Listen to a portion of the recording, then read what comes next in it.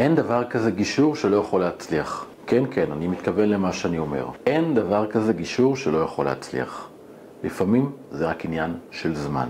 לפעמים הפתרונות שהם הכי נכונים הם כרגע לא יכולים להיות. הם לא אפקטיביים, אולי הצדדים לא רואים אותם, יש הצפה רגשית, אבל הגישור לא ייחשל.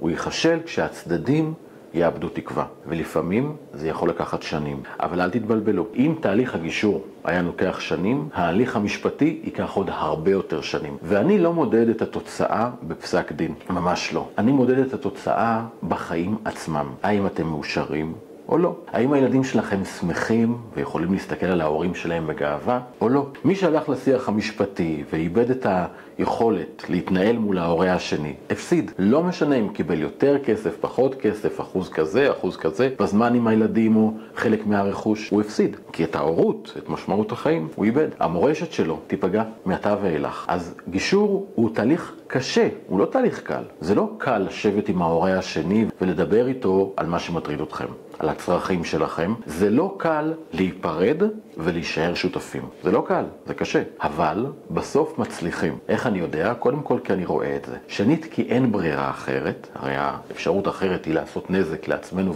ולילדים שלנו, וגם לשלם על זה את מיטב כספנו. ואני גם רואה שכאשר ההורים נמצאים בתוך התהליך ומבינים את זה, שזה עניין של זמן, זה עניין של סבלנות, ובסוף הם יגיעו למקום של שותפות. וכל הישג קטן שהם מצליחים, בין אם זה תיאום קטן ליום ההולדת, בין אם זה ללכת ביחד לארוחה, למסעדה, כל הפעולות הקטנות האלה, שהילד אומר להם תודה אבא ואמא שדאגתם לי ושאתם פה עבורי. הדברים הקטנים נותנים תחושת מסוגלות, ותחושת המסוגלות הזו הולכת ומשתפרת. וככל שאנחנו עושים אותה יותר, נהיה יותר טוב, וככל שאנחנו עושים יותר רע, נהיה יותר רע. אז אין זוג שלא יכול להגיע להסכם, אין גישור שלא יכול להצליח. זה פשוט לפעמים לוקח זמן, ואם אתם מרגישים שאין לכם אוויר ואין לכם זמן, אז צער לי, החיים ימשיכו. אתם צריכים לקחת אוויר, ללכת לטיפול, ללכת להדרכה, ללכת לגישור, ולהבין שאין מה לעשות. אתם לא מתאלמנים, אתם מתגרשים, ובסוף התהליך ההורה השני